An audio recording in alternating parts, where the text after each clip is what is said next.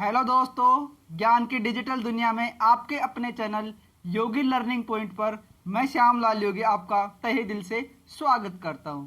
दोस्तों, अपना जो टॉपिक चल रहा था पोषण, प्राणियों में पोषण, क्लास 7 का चैप्टर सेकंड, तो उसके जो चैप्टर था वो पूरा चैप्टर हमने कवर कर लिया है 2 क्लास के अंदर। तो जिन बच्चों ने पहला दोनों चैप्टर वीडियो नहीं देखे हैं सेकंड चैप्टर के, तो क्लास के डिस्क्रिप्शन बॉक्स में जा करके सबसे पहले दोनों वीडियो देख लेंगे, उसके बाद ये क्लास देखेंगे तो उनको चीज़ें ज़्यादा अच्छे से समझ में आएगी। तो आज की क्लास में हम जो पढ़ने जा रहे हैं वो है सेकंड चैप्टर के क्वेश्चन आंसर, अभ्यास प्रश्न। तो चलिए दोस्तों शुरू करते हैं हम आज की क्लास। तो आज की क्लास में अभ्यास प्रश्न उत्तर हम करने वाले हैं और आज की क्लास आपके लिए बहुत ही महत्वपूर्ण क्लास होने वाली है। तो क्लास को आप बिल्कुल भी बीच में स्किप मत करना। और यदि आप हमारे चैनल पर नए हैं और अभी तक चैनल को सब्सक्राइब नहीं किया है तो सबसे पहले आप चैनल को सब्सक्राइब कर लीजिए, बेल आइकन को ऑन कर लीजिए ताकि आने वाली न्यू क्लास की नोटिफिकेशन आपके पास समय से पहुंच सके। तो चलिए दोस्तों शुरू करते हैं हम आज की क्लास।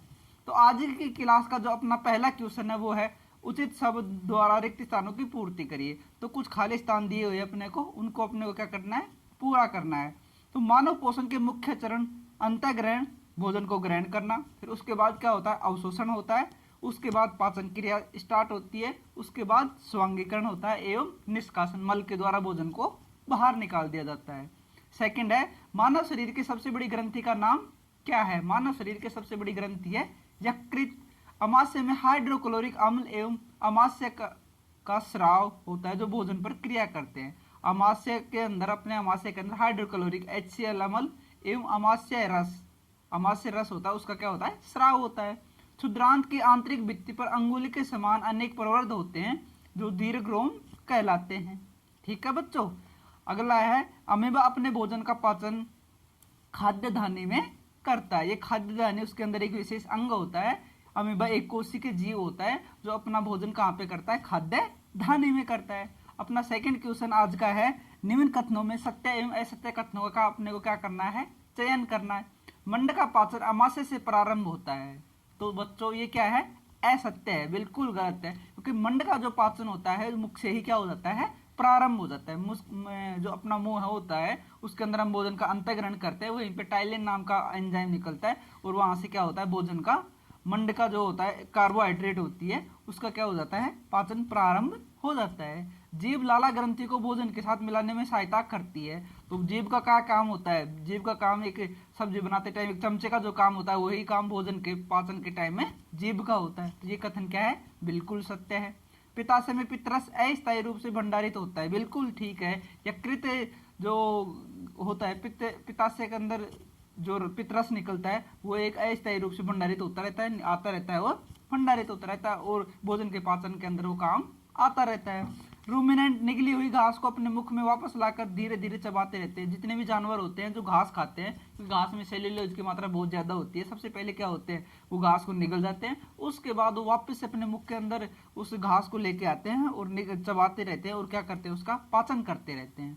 अगला क्वेश्चन है क्वेश्चन नंबर 3। तो इसमें सही का टिक करना है, जो क्वेश्चन जहाँ पे अपना ऑप्शन सही है वहां पे टिक करना है। वसा का पूर्ण रूप में पाचन जिस अंग में होता है वह है। वसा का पूर्ण रूप से पाचन कहाँ पे होता है, क्षुद्रांत में होता है, यानी कि छोटी आंत में होता है। अगला है जल का अवशोषण मुख्यतः जिस अंग द्वारा होता है वह है प्रदांत्र, यानी कि बड़ी आंत के द्वारा जल का क्या किया जाता है, अवशोषण किया जाता है। अपना चौथा क्वेश्चन है कॉलम ए दिए गए शब्दों का मिलान कॉलम बी से कीजिए। तो पहला कॉलम जो दिया गया है कॉलम ए, इसके अंदर कुछ दिए गए जैसे खाद्य घटक कार्बोहाइड्रेट प्रोटीन वसा, और कॉलम बी के अंदर भी दिए गए पाचन के उत्पादन वसा अम्ल एवं ग्लिसरॉल शर्करा एमिनो अम्ल। तो ये किस किस से मिलकर के बने हुए हैं, इनका सही मिलान क्या होगा ये हम देखते हैं। कॉलम ए खाद्य घटक पाचन के उत्पाद हैं। खाद्य घटक क्या होते हैं, पाचन के उत्पाद होते हैं। कार्बोहाइड्रेट शर्करा होती है, प्रोटीन एमिनो अम्ल का बहुलक होता है, वसा क्या होता है, वसा अम्ल एवं ग्लिसरॉल होता है। ठीक है बच्चों।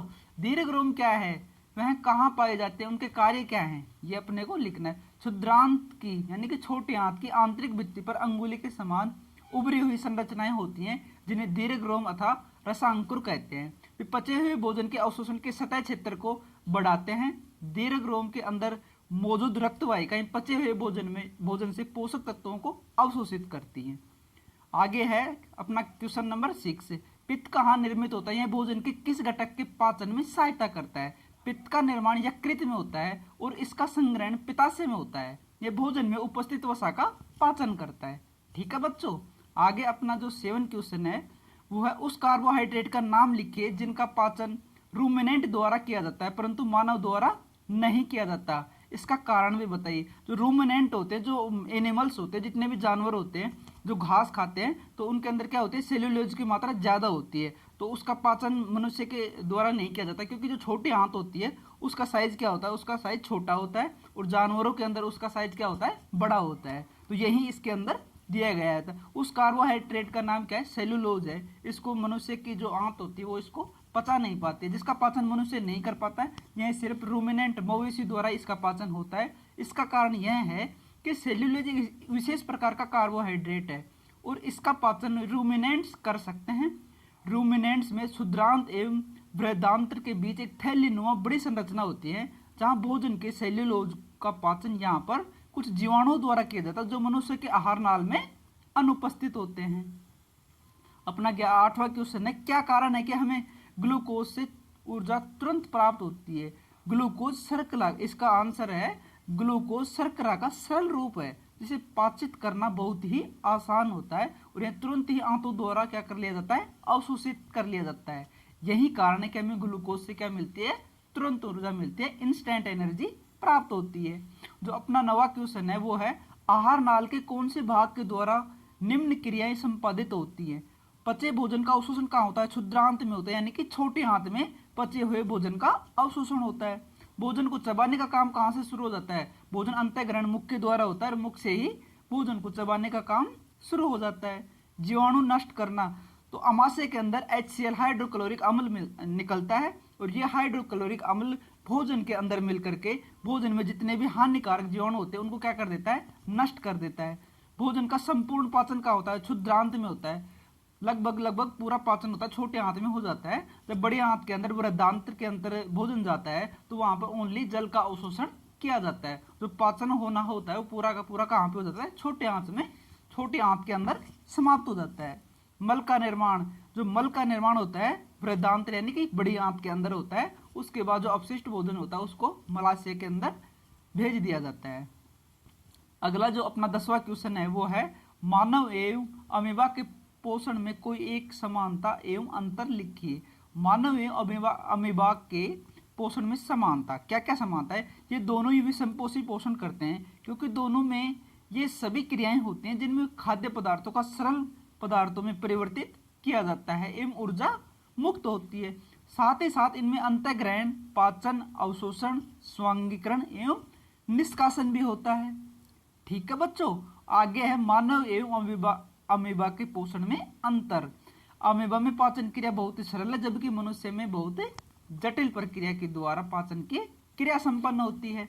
अब कॉलम 1 में कुछ जो अपना 11 क्वेश्चन है उसमें कॉलम ए में कुछ दिए गए हैं, उनका मिलान कॉलम बी से करना है। जैसे लाला ग्रंथि, इससे कौन सा रस निकलता है, अमाशय से कौन सा निकलता है, यकृत से कौन सा निकलता है, मलाशय, क्षुद्रांत और बृहदांत्र।